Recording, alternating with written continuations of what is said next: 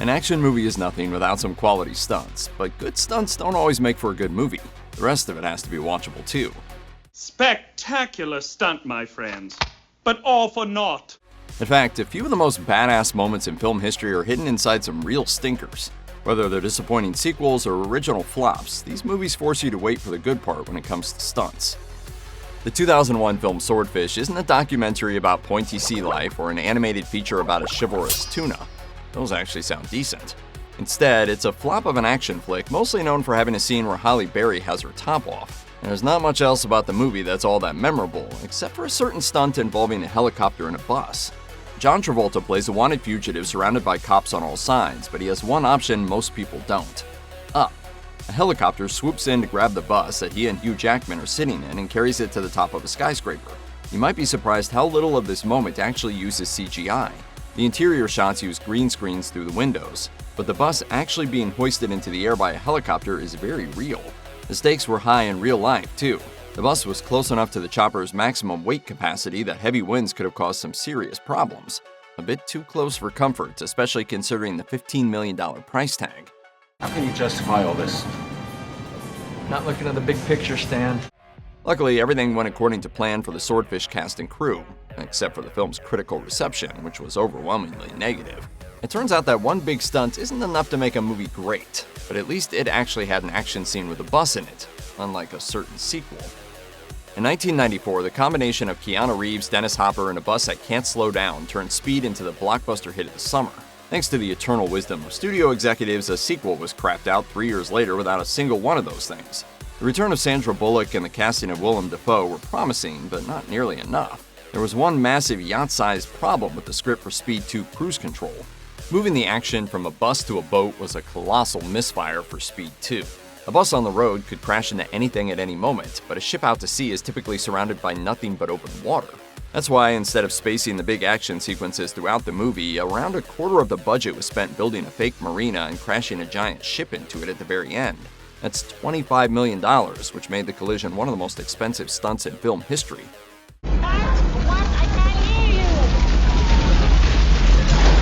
It didn't pay off. Speed 2 was a famously massive flop, receiving 8 nominations at the Razzies and disappointing fans of the original. That said, watching a nearly 10,000-ton ship smash into a seaside town is an undeniably fun 5 minutes, even if it doesn't make up for all the garbage that came before it. Naturally, though, it's not the only substandard sequel with a single standout stunt. Nowhere is safe in the dried-up world of Mad Max, but few places are more perilous than the sports stadium of the apocalypse, the Thunderdome. 2 men enter, 1 man leaves. The arena from the third film in the franchise provides some of the best action in the original trilogy. Unfortunately, though, the movie is called Mad Max Beyond Thunderdome, and every second spent beyond it feels like a second wasted. So let's forget about the tribe of feral children and focus on what really matters: the unforgettable battle between Max Rockatansky and the giant brute known as the Blaster. This isn't a normal fight. Max and Blaster are suspended from the Thunderdome by bungee cord, allowing them to do acrobatic moves and grab weapons from the rafters. Blaster is a bit too bulky to do flips and dodges, but Max takes full advantage of his contraption. The fight harnesses were apparently inspired by bungee toys for babies, but the very adult Mel Gibson did all of his own stunts while wearing one. The resulting clash is exciting, emotional, and better than any other scene by leaps and bounds. Literally. It's just a shame that the rest of the film doesn't match up to the bouncy gladiatorial combat. Gibson isn't the only person to do his own swinging stunts in a lousy movie, though. There have been 8 live-action Spider-Man movies in the 21st century so far, making Peter Parker one of the most prolific superheroes on the silver screen. Ranking them all would have to be a video of its own, and it would probably start a war in the comments. But it's not that controversial to say that The Amazing Spider-Man 2 is down there with Spider-Man 3. Hey, my name is Spider-Man. You can call me Webhead, you can call me Amazing, just don't call me late for dinner, you get it? No disrespect to Andrew Garfield, but his second outing in the red and blue mask is way too long and scattered. The pacing is off, the dialogue is lame, and some of the characters are just plain goofy. That being said, the movie's consistent presence on Best Buy display TVs and weirdly high-quality gifts makes one thing clear: the web-slinging is very pleasant to look at. Sam Raimi's movies are still considered the gold standard for live-action Spider-Man, the first 2 at least, but Tobey Maguire's swinging in them doesn't exactly follow the laws of physics. Director Mark Webb wanted to... Wait, are you serious? He's actually named Webb? Unreal. I didn't believe it either. I didn't believe it. It doesn't make any sense. Peter, I don't know. Director Mark Webb wanted to make the swinging in his movies as realistic as possible, so Chief Stunt Coordinator Andy Armstrong whipped up a series of rigs to fling Spidey along while properly simulating his speed and trajectory. Garfield trained for months to get the motions down for the first movie and perfected his skills even further for the second. Unfortunately, as is often the case, the sequel just wasn't very good. Speaking of sequels that missed the mark, The Matrix was the perfect blend of practical stunts and CGI effects, becoming an action classic and inspiring teenagers across the world to start wearing trench coats and sunglasses.